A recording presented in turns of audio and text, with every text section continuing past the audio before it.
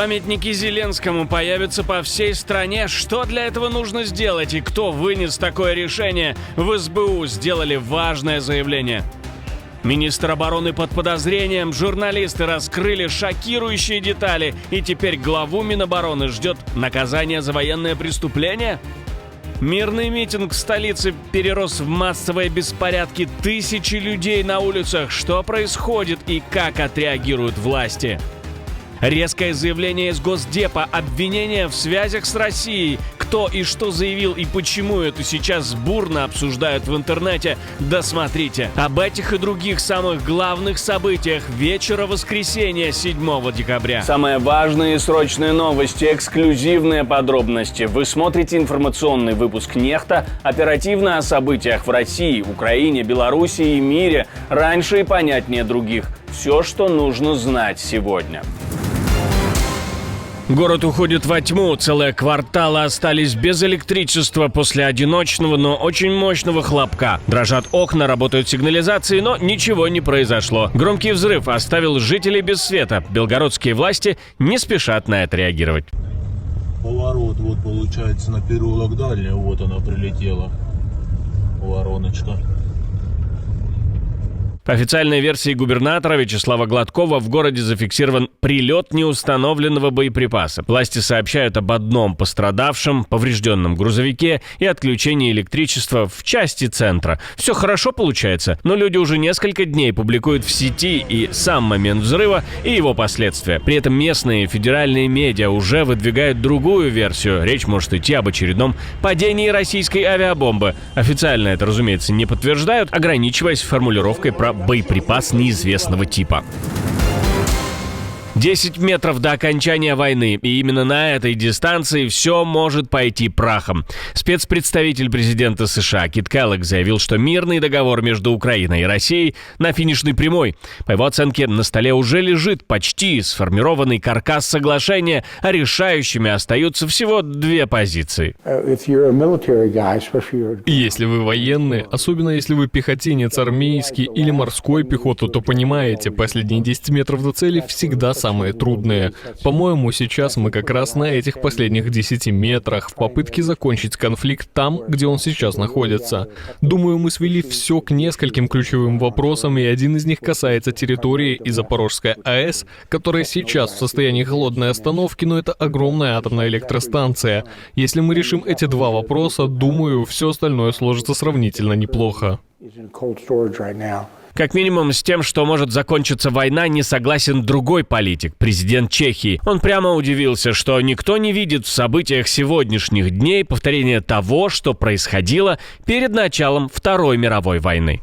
Если мы позволим России выйти из этого конфликта победителем, проиграем все. В случае с Чехословакией немецкое меньшинство в Судетах было использовано как предлог. Ту же самую риторику сегодня использует Владимир Путин. То, что мы делаем сейчас, я бы не назвал предательством Украины, я бы назвал это нежеланием защищать принципы, которые мы все якобы считаем неприкосновенными.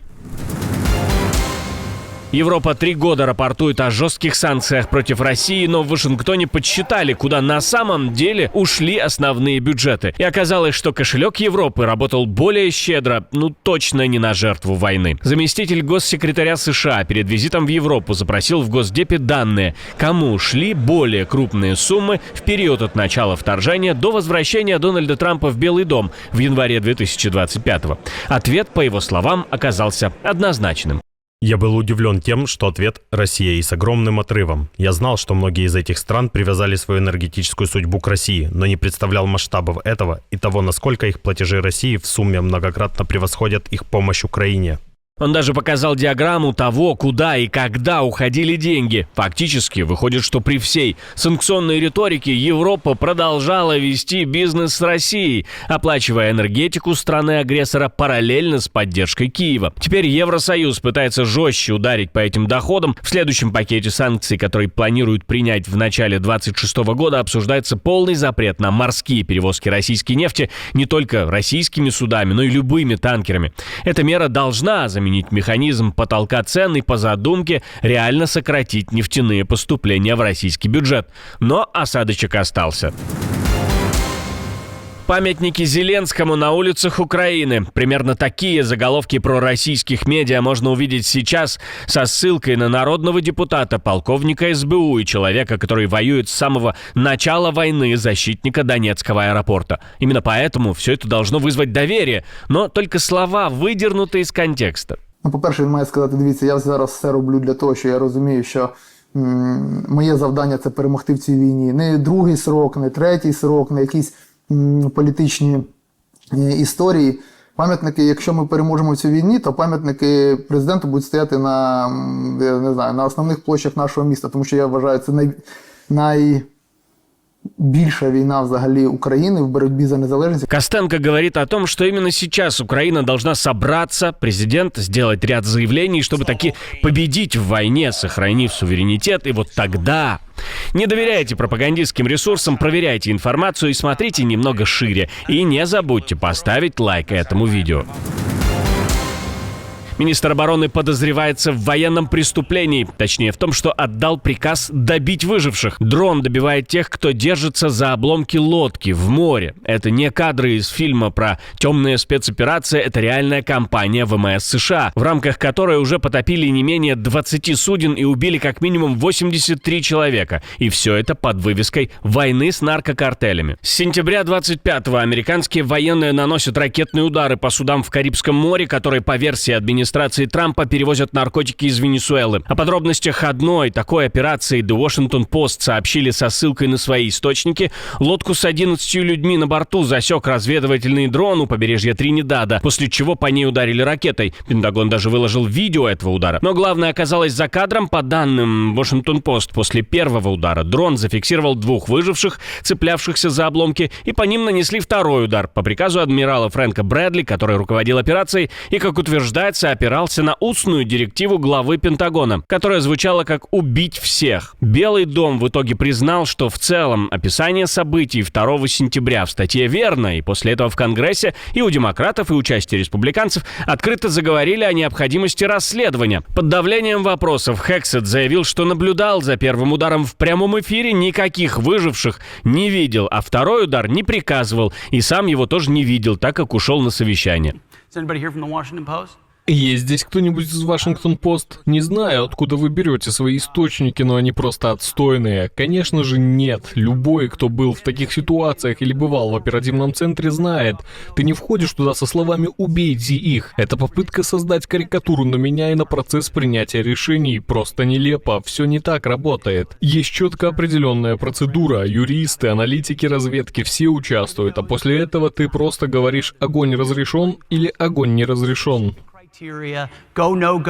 Дополнительный слой скандала – это юридическое прикрытие операции. Обычно военные действия такого уровня планируются с участием юристов, которые согласуют их с правом войны, прописывают риски и формальности. Здесь, по данным журналистов, участие военных юристов было минимальным, а сам Хексет известен тем, что относится к ним с недоверием. Параллельно всплыл секретный меморандум Минюста США, который объявляет борьбу с наркотрафиком в Карибском бассейне вооруженным конфликтом и фактически гарантирует, что все удары в период действия этого документа задним числом будут считаться законными, даже если позже эту позицию признают ошибочной. Примерно так в 2000-х юридически спасали участников пыток в секретных тюрьмах ЦРУ. Срок годности Альянса подходит к концу. Европе поставили таймер. Через 2 года привычного НАТО больше не будет.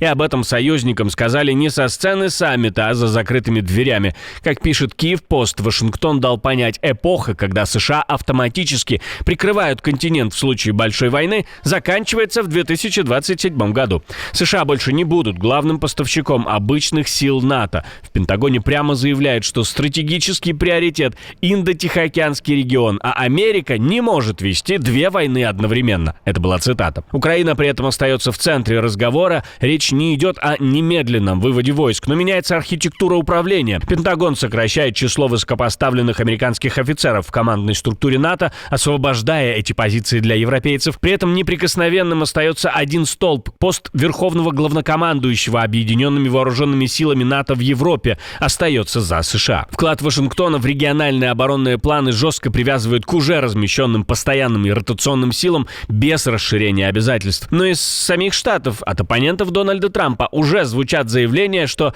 так быть не должно. США должны защищать демократию и мир. Соединенные Штаты играют важную роль в том, чтобы разрешать конфликты, уменьшать страдания и давать людям шанс на мирную благополучную жизнь. Это и должно быть нашей целью. Это соответствует интересам Америки. И я не хочу, чтобы моя страна говорила, другие президенты пытались разрешать конфликты, пытались защищать демократию и свободу, выступали за права человека. Какая пустая трата времени. Это отказ от лидерства.